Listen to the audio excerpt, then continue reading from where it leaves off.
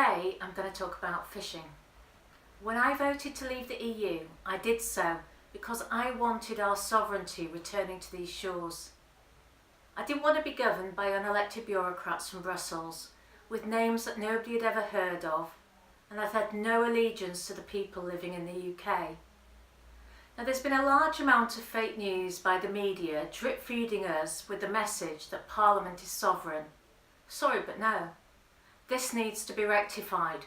The antidote for lies is the light of truth. The people of this country are sovereign, and we need to take back control.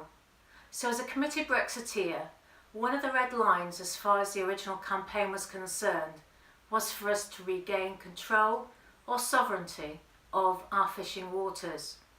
Now, when we became a member of the EEC, or now the EU, the fishery limits bestowed on a nation by international law were handed over to the EU control. We were no exception. They became community waters, shared equally and without discrimination with every other member nation.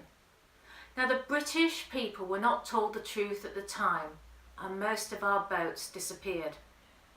We need to look at us having lost our sovereignty of our waters, the willful destruction of our fishing industry, with many of our boats having been taken to Scandinavia to be stripped and scrapped when we entered the common market, together with the industry being subjected to all the rules and regulations imposed on us by Brussels, including the willful discard of perfectly good fish.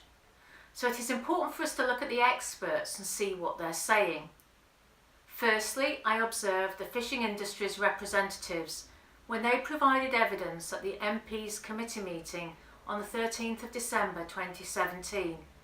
One of the people providing evidence seemed so keen on a single market stance that I investigated further.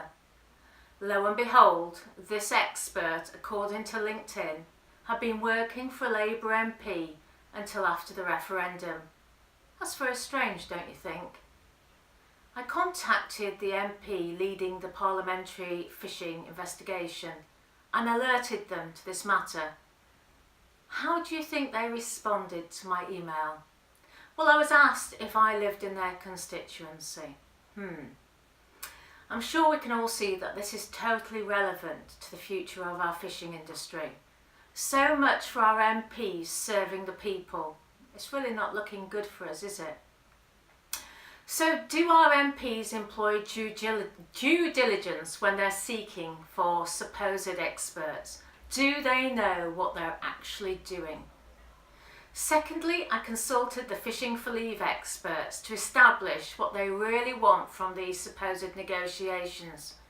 After all, there are so many people purporting to be experts saying they will get Brexit, we will get Brexit. So I needed to speak to the people at the coalface, or in this case, the port face. And this is what they're saying. Now remember, transition periods were never mentioned when Article 50 was originally triggered. And it's obviously an extra hurdle which our government has now put forward and agreed to. For the fishing industry, this would mean a continuation of the common fisheries policy for another 21 months or possibly forever, as the EU could look to dispute continuity of rights with Britain, having re-agreed to obey this common fisheries policy as part of the transition. Now, why should we be surprised by the actions of our treasonous MPs? After all, weren't we warned that we wanted to have a deep and special relationship with the EU a little while ago? Our government has wasted time with the delusional notion that somehow the EU would compromise, whereas we should have been preparing ourselves to walk away with no deal. It's no wonder that Barnier was delighted in the UK asking for a transitional period, since the transition is part of the deal after the UK officially leaves under Article 50. As always, the EU is in charge.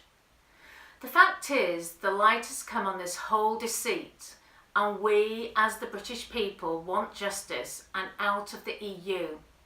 The legal maxim comes to mind: justice delayed is justice denied. Thank you for listening.